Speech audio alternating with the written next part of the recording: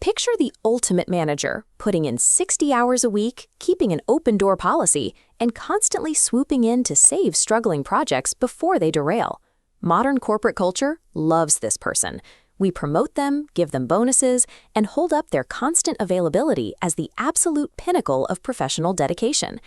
But watch what happens when this central pillar is forced to take a mandatory 2-week vacation. The department doesn't experience a mild slowdown. Deadlines are missed, clients begin to panic, and simple problems become full-blown crises. The entire team completely falls apart. This breakdown proves that the manager's relentless dedication didn't actually build a strong team, it built a fragile dependency.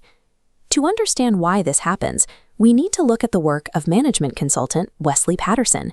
In his book, The Hero's Rope, Paterson identifies the hidden pathology destroying these teams. He calls it rescue addiction. It is a toxic loop where the leader becomes addicted to being needed, and the team becomes addicted to being saved. When a manager constantly intervenes to solve problems, they punish independent thinking and actively incentivize weakness. Employees learn that if they wait long enough, someone else will do the heavy lifting.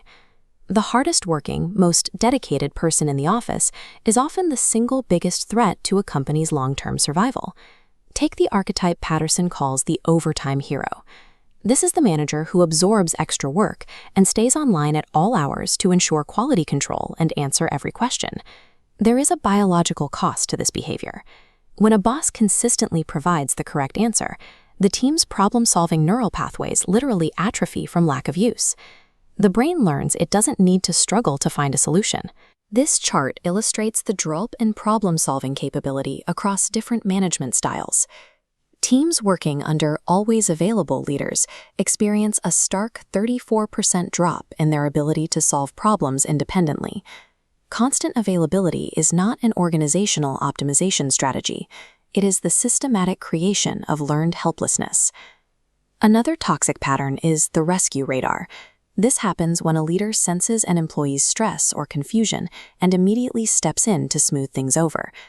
We tend to view stress in the workplace as an enemy, yet discomfort is the essential currency of professional growth and competence. It forces adaptation. When a manager removes the boulder for their employee, they steal the struggle. They rob that person of the exact friction required to build their own confidence and muscle. Protecting a team from stress does not keep them safe.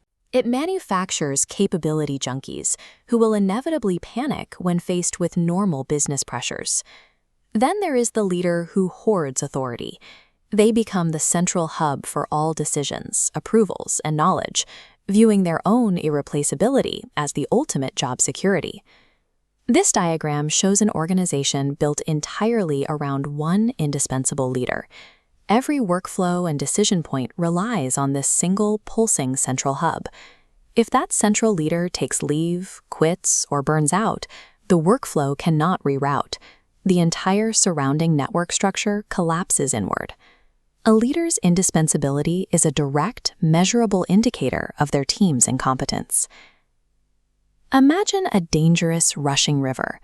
The traditional hero manager exhausts themselves, carrying their team members across the rapids on their back, one by one.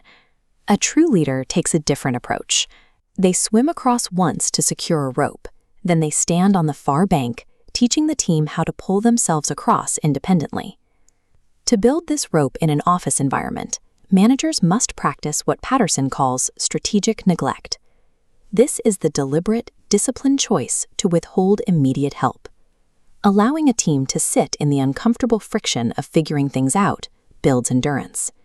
It is the only way to forge true anti-fragility, creating a group that gets stronger under pressure. To execute this, leaders have to practice rescue resistance. They must start asking questions instead of giving answers, and they have to return absorbed work to its rightful owners. The return on investment for this distributed struggle is massive. You get a resilient, autonomous system that continues to thrive regardless of who is sitting in the corner office. The ultimate goal of leadership is not to be the hero. The goal is to make yourself completely unnecessary by building an organization that creates its own heroes.